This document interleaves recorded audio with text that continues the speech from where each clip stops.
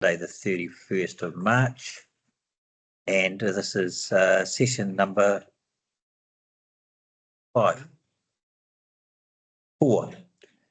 And this is, we've just adjourned the hearing and we're now reconvening it to clarify the instructions to the reporting officers to assist with their reply statement, and also to clarify some direction in relation to one or two submitters, particularly Brookside Developments.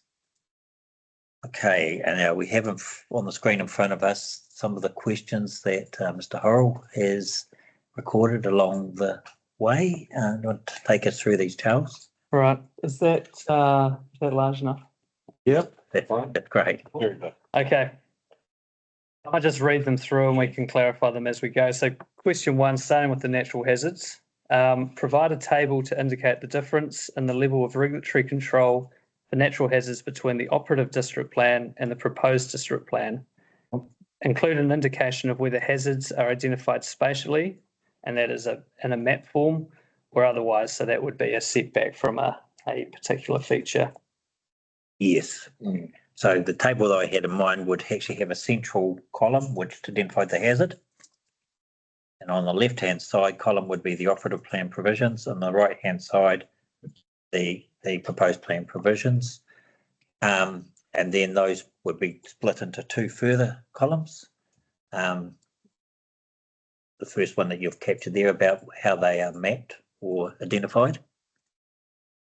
Secondly, the nature of the controls pertaining to each of the hazard.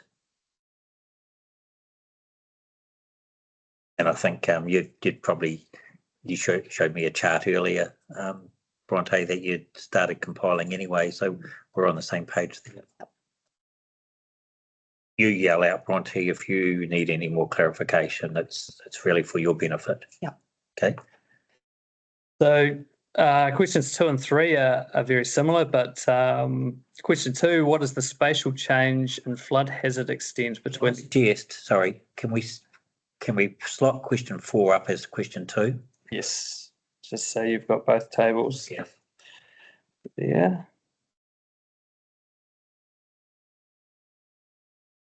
Yep. Okay, so we'll go back to that question 2 then. Provide a reworked table 1 of the summary statement indicating the policy and rule references as recommended. It would also be helpful to provide an indication of the active wording / direction for each of the hazards. Yes.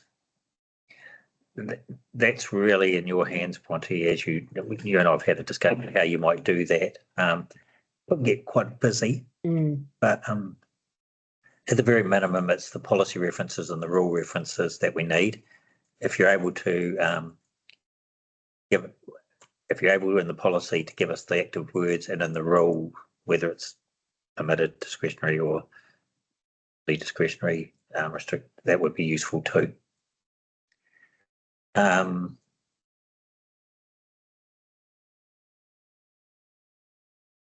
Okay. Yeah, and I mean, from that we should be able to discern, and it may be for your own benefit, you might just want to make sure there are no broken linkages between the policies and the rules, that each of the rule has a link back to a policy.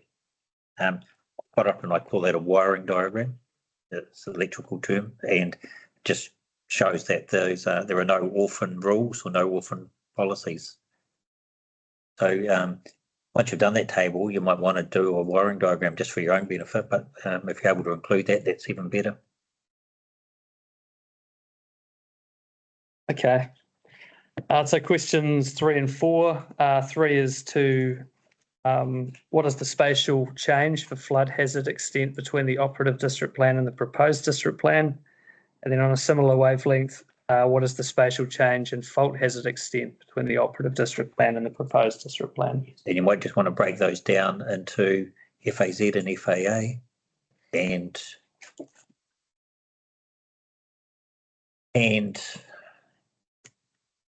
flood hazard and Flood vulnerability.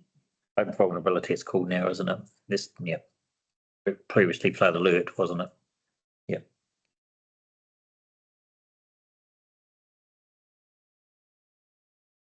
Okay, question 5. Is there scope through original submissions and further submissions for Mr. Dawes / Greater Wellington Regional Council's relief sought? And then just to further expand on that, point A, confirm the original submission and further submission for the relief sought relating to infrastructure and visitor accommodation. Yes, that's absolutely right for A. Just now that I see B, I realise we didn't discuss that with Dr. Dorr, but there was a instruction for Bronte and Dr. Dorr to get together to consider those matters, so they can consider A and B together. Oh, so this is the direction here if we wanted to just first consider that. So the panel directs the reporting officer to confer with Mr. Dorr of Greater Wellington Regional Council to clarify how critical lifeline infrastructure should be managed in the natural hazards chapter. Should I add a point in here as well? And or are you happy for? No, B, if you go back up to B on minimise, that was the minimise issue. We didn't get to discuss that with Dr. Dorr about change to was it 01? Yeah, 01. He'd asked for reduced in the original submission, and then in his statement of evidence he said that should be replaced with minimise. And the issue that the panel has there is that minimise is a much greater, the way it's defined in the GWRC policy statement at least, it involves reducing it to the absolute minimum possible. So even if there is a submission, and it sounds like there is, I don't think that submission would support the use of the word minimise over reduce. The most we could do is have the wording reduce and not increased, or go back to the original wording of not increased. But I'll rely on you to convey the panel's concerns with that and apologise to Mr. Dorr Dr. Dorr, that we didn't actually raise that in the hearing with him. Are you comfortable with the wording here in B? Yes. Okay. And did you want to jump to that one in yellow highlight? Shall we move to that as well, so we're on the topic? So 11 here, which you indicated it wasn't a formal direction, so I've highlighted it here in case you would like to have it pulled out and leave that to Bronte to. Yeah. But the first thing is whether there's scope for introducing the critical lifeline infrastructure component before you get into the actual wording, the appropriateness of the wording. And then the question then is if there is scope and the wording is deemed to be appropriate, B, what consequential amendments to rules be required. So that wording is, I think you probably C is probably needs to come up. yes. Can I just say I struggled to see how this was going to work. I was really struggling. Okay. Does that clarify things? Yeah. About asking the questions. We're not saying we don't think it's a good idea. We want to make sure that it's been fairly raised in submissions. And if it has, how would it work in terms of the policy P8? That's a particular wording that's been, and then what changes to the rules, if any, would be required to give effect to that P8, because we're drawing a distinction between bog standard infrastructure and critical infrastructure if Mr. Dorr's position prevails. I was trying to think my way through unintended consequences as well. Yeah. Well, already critical lifeline infrastructure, I imagine, includes telecommunications, and telecommunications have a carve out.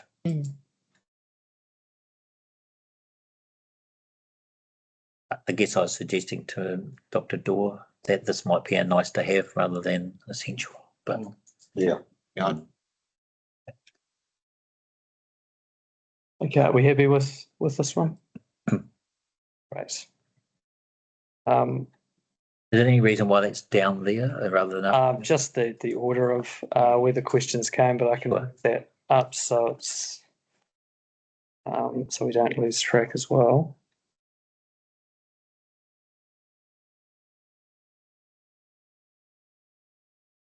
Okay. So moving into question 7. Is there a need for a definition for repair, specifically with relation to the natural hazards chapter? And then subject to that, whether it's appropriate to include the definition, is there sufficient scope to do so through the decision sought by submitters? Yes, because the backstory is there's a definition of repair and maintenance in heritage and in network utilities. I think we all agreed that the definition in heritage wouldn't be appropriate, whether the network utility one might be appropriate and cross-reference it, which would be a consequential change probably. Okay, question 8.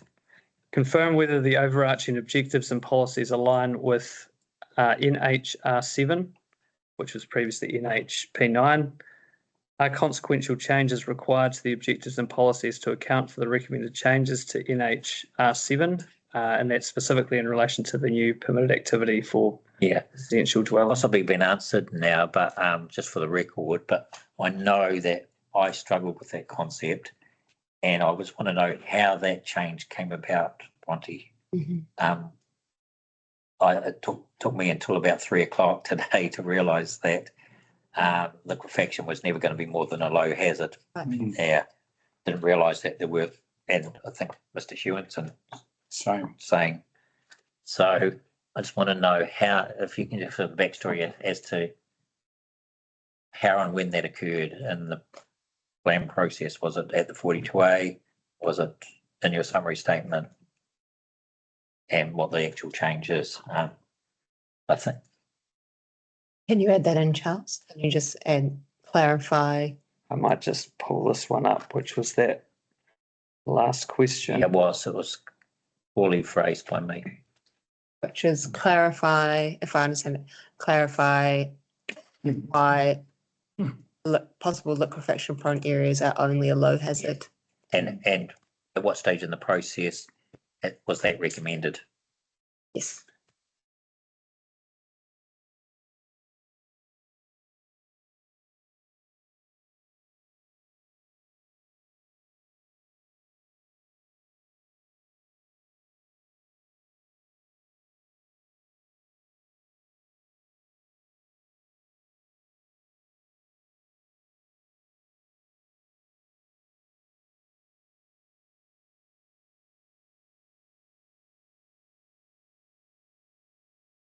Do I still need to do that last one? Clarify the overlap with the building consent? Yes, you do, and I think it's a separate question, and it involves some input from Amelia.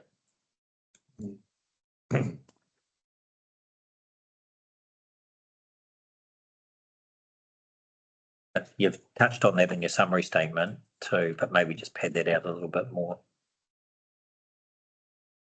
And the question for Amelia is,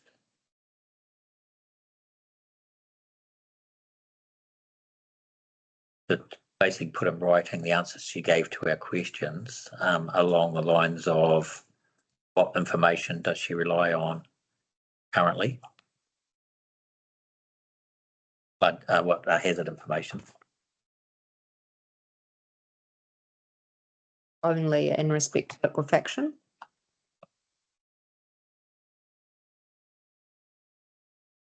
No, and fault hazard.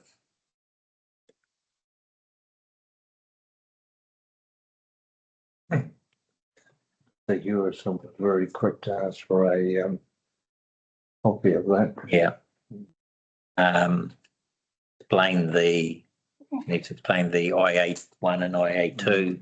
It's IL. IL1 and Yep. IL2. Yep. The IL5, which is it'll still be standing if you get. And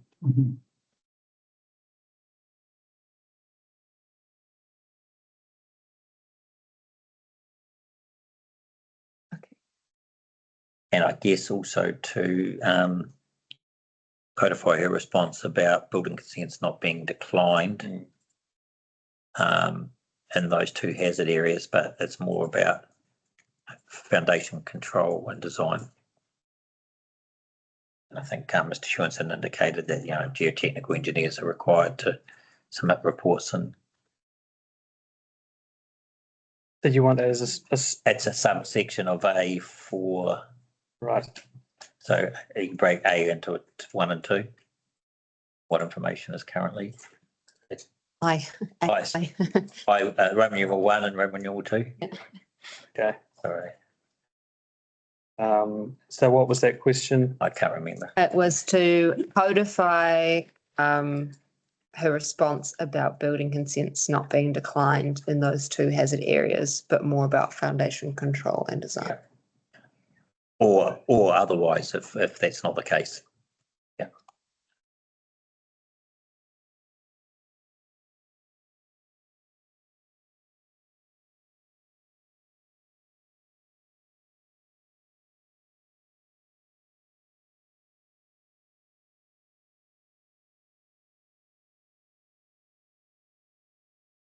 It'd be useful for the panel, knowing that Mr. Hewison mentioned the section 73, the notes that go on the title, Me too. 72 and 73. Yeah. Would it be useful for the panel to have a list of what the Building Act considers a hazard under that section? Absolutely. I wrote that note down to go and have a look at it at some stage. 72 and Thanks, 73, is it? Yeah. Yep. Make that as a item, Roman numeral 3, maybe.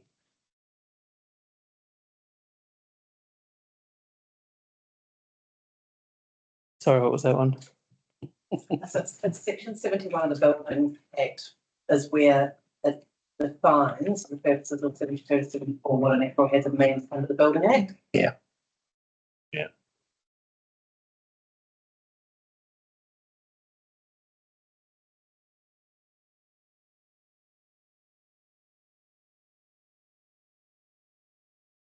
At 71 was, can you see? You can't see that, can It you? was 71 to 70. 71. 71 is the section where it lists what a natural hazard is.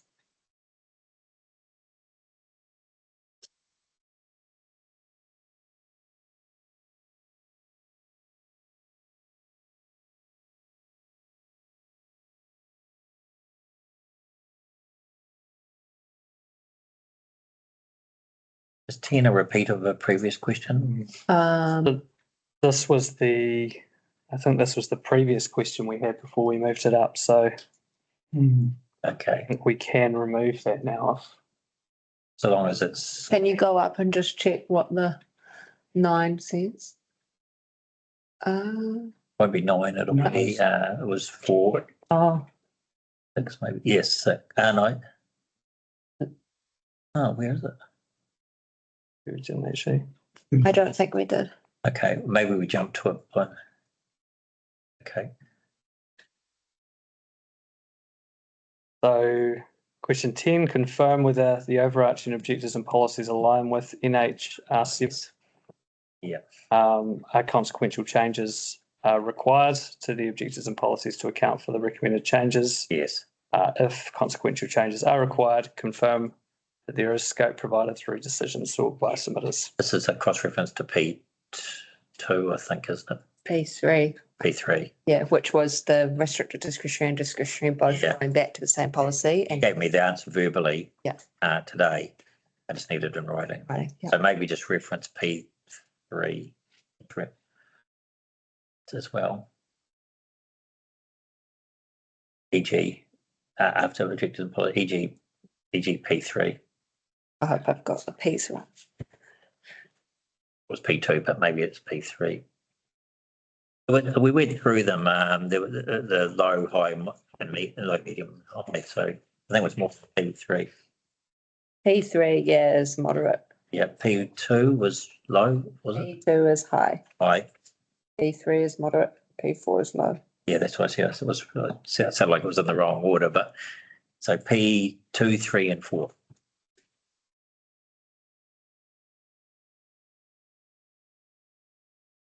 So really, we want to make sure that P2, 3, and 4 are talking to P9. That the rule 7 recognises those different activity statuses based on the risk. Okay, The question 11 was you put this as a placeholder. yeah, it's not gonna happen now because I wrongly understood that, it's relevant for Duncan, Yeah. but not Durling. That's right. So delete Durling from 11. Because Mr. Durling is not raising this in response to a specific policy property. He was using specific properties to illustrate the wider concern, whereas Mr. Duncan was concerned particularly with the property, and then secondly the wider concern. Oh, yeah, so your 13 Yeah, I'll covers it. clarify that. Should we? I should delete it all together. Which is expert conferencing Yeah. for them to meet with Mr. Duncan. This Yeah. may cover that. Yeah, take out 11. Shall I go straight to 13 first, just so we make sure we've captured that? So the panel directs the reporting officer and the relevant experts to meet with Andrew Duncan to identify any areas of common agreement for how fault hazards apply to Mr. Duncan's property. This may include the following: A, to clarify the further evidence that would be required to remove or amend the current fault hazard overlay. B, to clarify the regulatory requirements that would apply as recommended by the reporting officer. And C, if required, undertake expert conferencing between relevant experts to confirm respective positions. Okay, two suggestions. Could you reverse A and B, please? Yeah. Yeah, and could you add in after Duncan, and Mr. M. Brown? So meet with Mr. Duncan. You could say And his, it's his call at the end of the day, yeah, and his expert. Yeah, he's going to be paying. Now, what's it going to?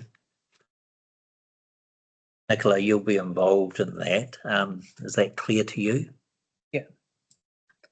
Okay. The regulatory requirements, first of all, is it a FAA or a FAZ? Yeah. You think it's an FAA. That's right. And whether then he still Then he wants still to wants to do clarify, anything. Yeah, still want to. that's why I've changed the order.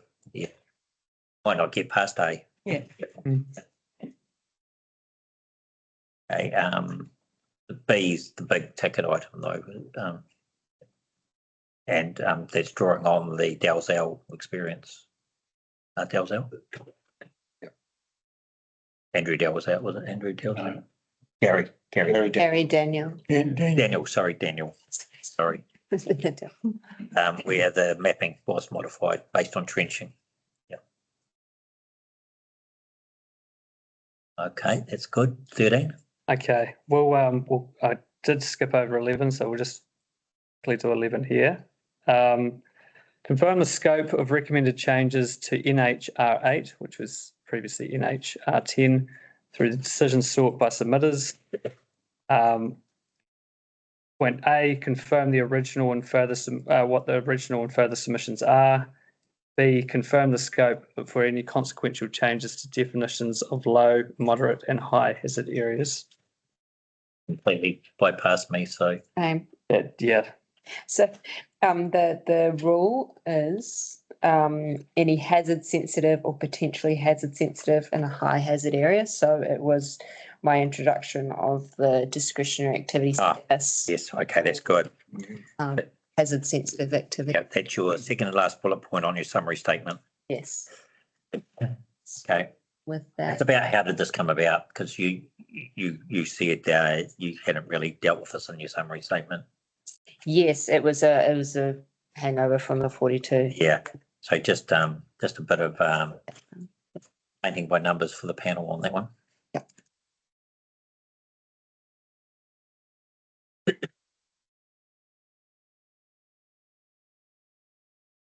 Okay, we'll move into question 13.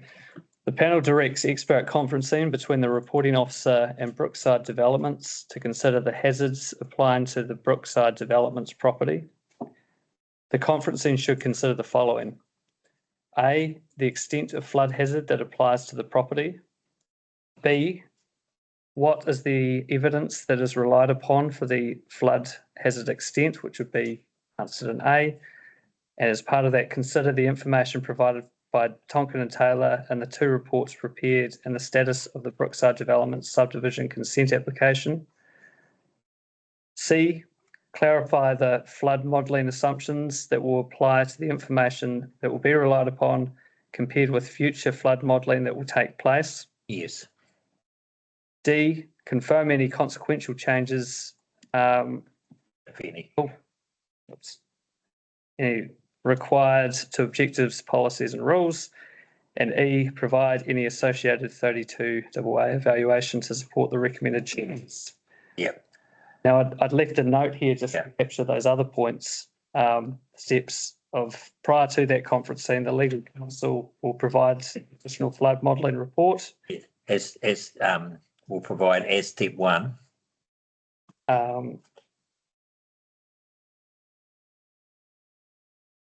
Step 1. The type and nature of the information will be clarified by the legal counsel in the coming days. Yes. Hang on. I've got those 5 steps.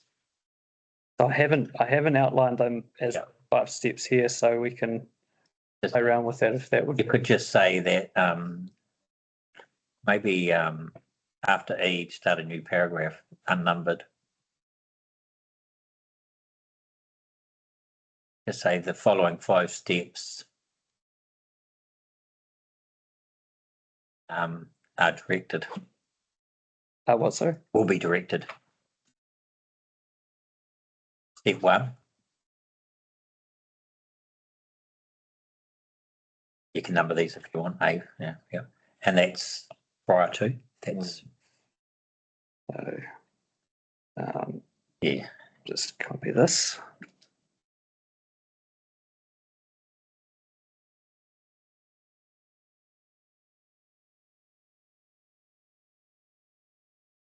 Yeah.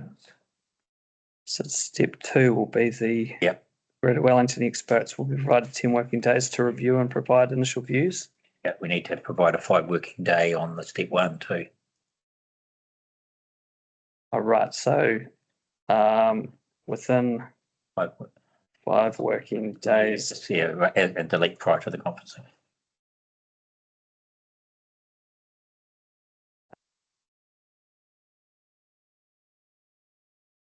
Council for Brookside will provide you. That's good.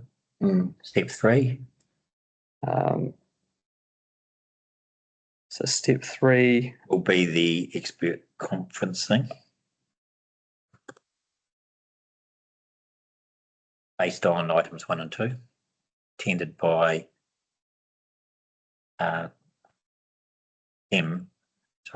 Andy Brown, Miss Evans.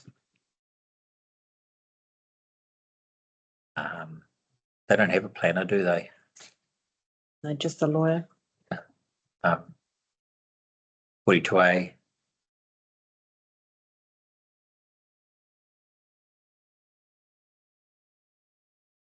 And it's not a, well, is Mr. Do you want me to repeat that? Is Mr. McComb an expert? It's the owner and engineer. He's an engineer at Tasman District, I think. Yes. But he's engaged Tonkin and Taylor to do Yeah, engineering, so yeah. I don't think he would qualify as an expert because he's got a vested interest in the outcome. Yeah.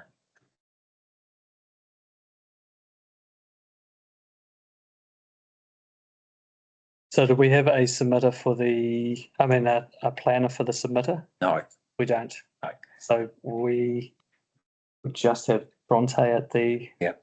At the conferencing. yes. just Andy Brown, Tonkin Taylor and myself. I think we need to be quite specific under A that is Andy Brown and Miss Evans. or Andy Brown, and he'll bring along his Flood. flood expert too. Yeah.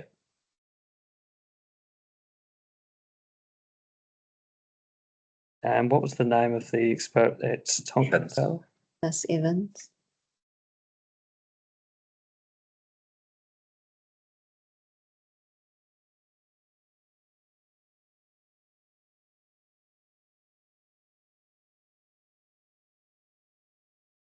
So maybe add Andy Brown Go to Wellington. and. Yeah. And his flood And engineers. flood engineer and GW flood engineers.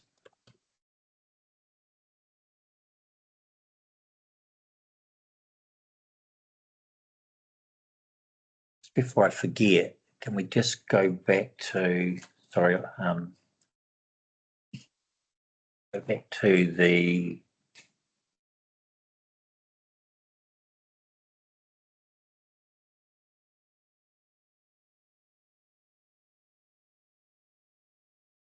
item 13B.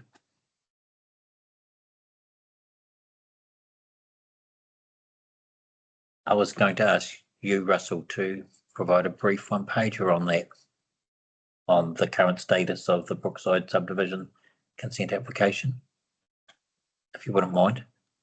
Had a look at the planning map. There seems to be 6 stages with different iterations. Some of those stages have been approved already, presumably.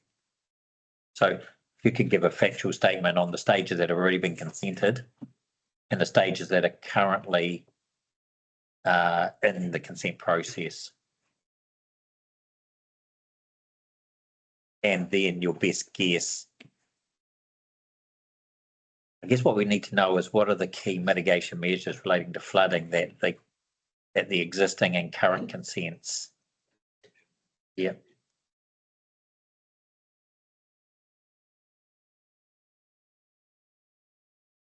What about in particular? I'll list these.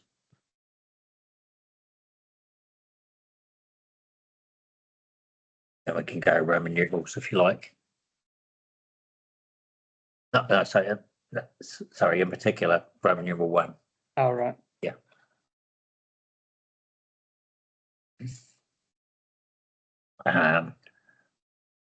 What are the various stages of the development, i.e. stages 1 to 6, and which stages are consented and which are currently going through the consent process.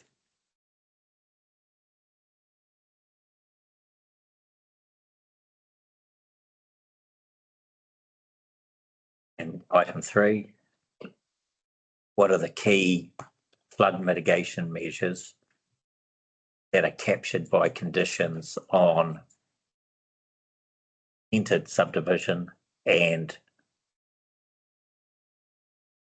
proposed consented division? Russell, is that clear? There is mud? Yep. And the idea there is we want to get, the panel wants some certainty that these matters would be captured and locked and loaded under the 123/124 certification process. So that even if the works are not implemented, we have certainty that the subdivision consent won't get 124 until they are. So the experts don't have to rely on the works having been in place, knowing that they will have to be in place if the subdivision is going to proceed. So you have some certainty that the works will occur. Okay.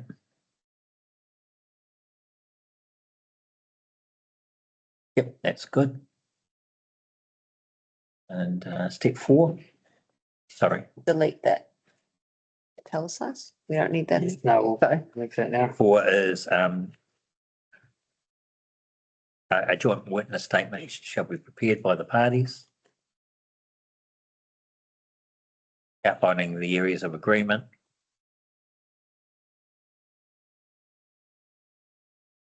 and any areas of disagreement and the reasons why.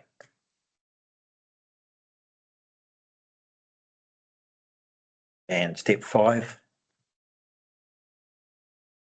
is that the panel will consider the joint witness statement and decide whether to reconvene the hearing or to proceed straight to a decision.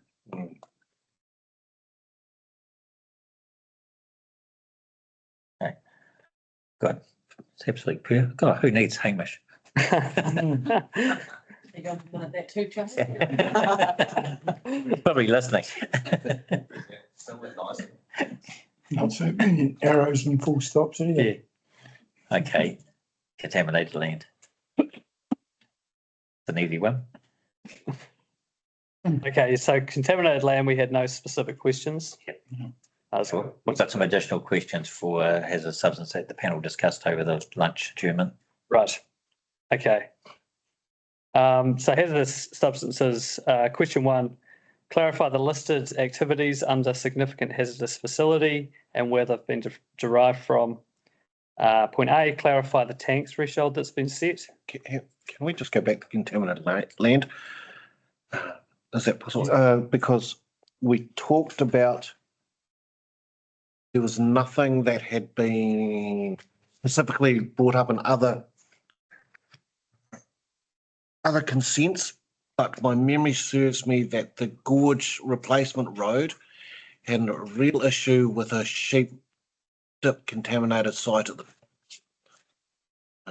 whether that is relevant or not, I'm not so sure to that. No, there's not really a question. I would something I just wanted to.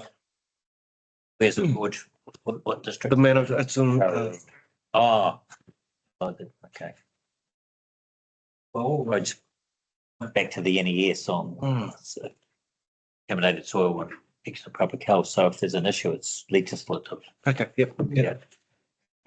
Don't go near the sheep dip. Yeah. Some huge problems here. We've been there. I just want to make sure that item 1 is answered and not just items A, B, and C. Yes. Okay. So that, yes, I guess A and B are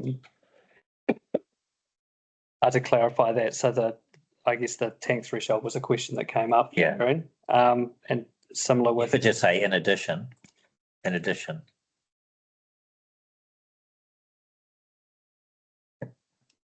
Okay. So compare the definitions with listed activities with other district plans in the Greater Wellington region. If changes are proposed to the definition or listed activities, confirm if there is scope through decisions sought by submissions. Yes.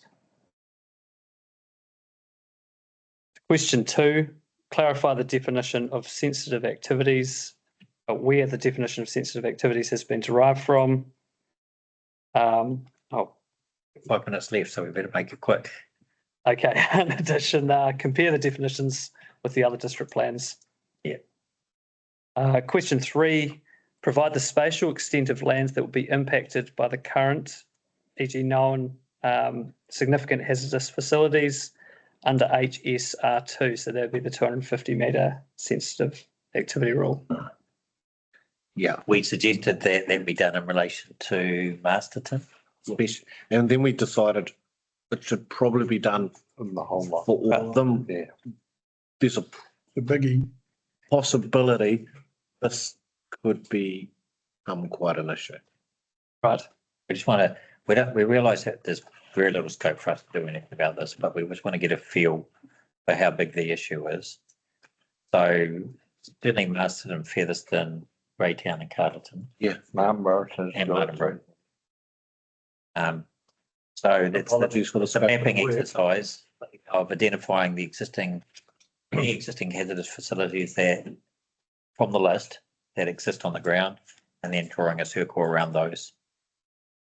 This doesn't need any commentary. Great mapping exercise.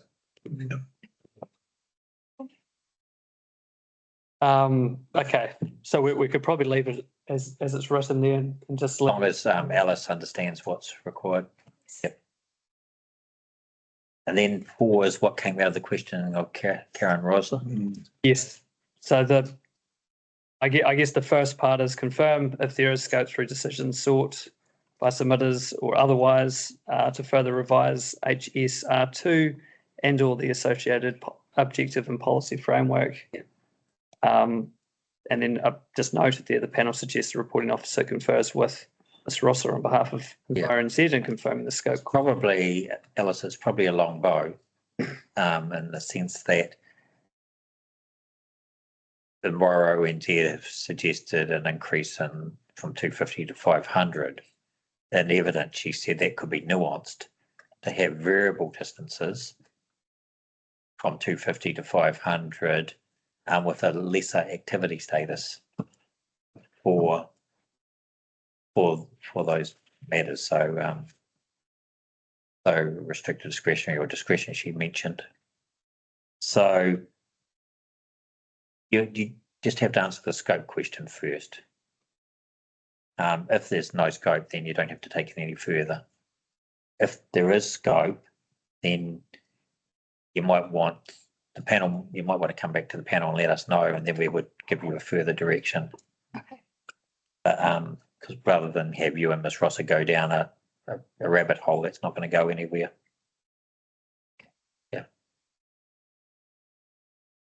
Okay, and then the last point or question there is, should clause D of HAZR1 1D be further clarified to confirm that it is existing sensitive activities rather than a future activity? Yeah, and the same applies to HAZR2 with the flip rule.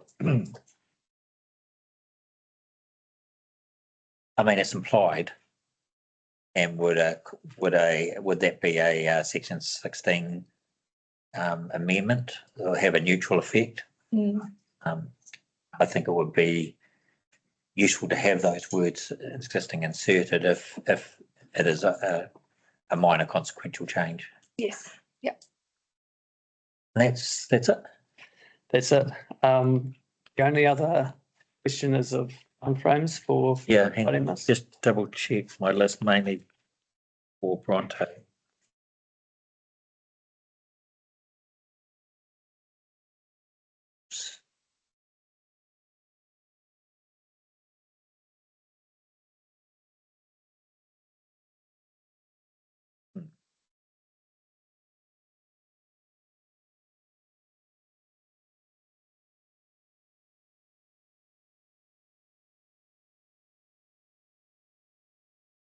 Okay, relationship with the DA.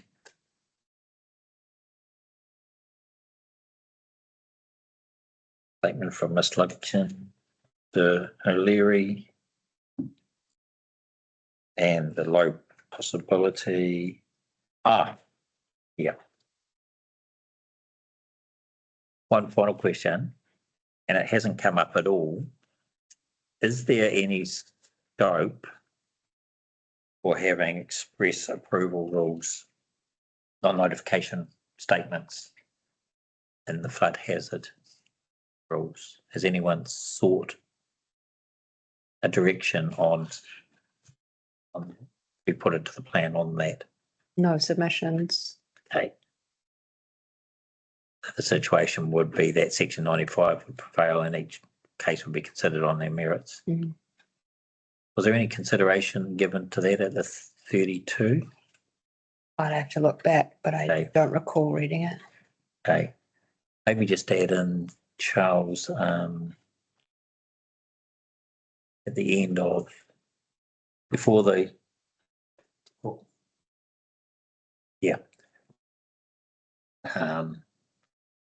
is there any scope for on notification statements?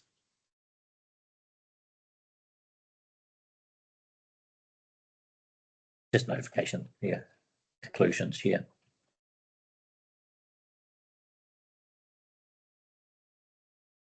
Specifically for flood, No, for all hazards. or has it? And is there any discussion in the section 32 on that topic?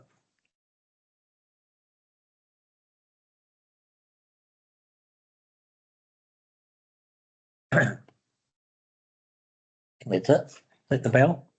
I have a question on time Yes, frames. yeah, okay. So the probably dictated by the Featherston flood conferencing. I think we can ring fence that in its own. We can have a time frame that's bespoke for that. Okay.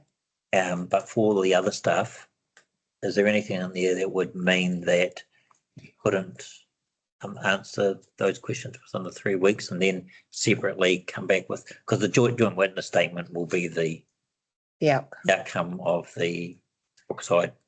Maybe just depending on Andrew Duncan's availability and discussion for that, but provided that can happen this week, Yeah, okay. then we should be okay. We want to keep the momentum going if we Yeah. can. Yeah, I'm away. Nicola's the next 2 away weeks. 2 weeks, and then it's Easter, and then it's Anzac, and everything. That's a very good point because the whole country is going to be disappear for 2 weeks, aren't they? Yeah, so if Except for me.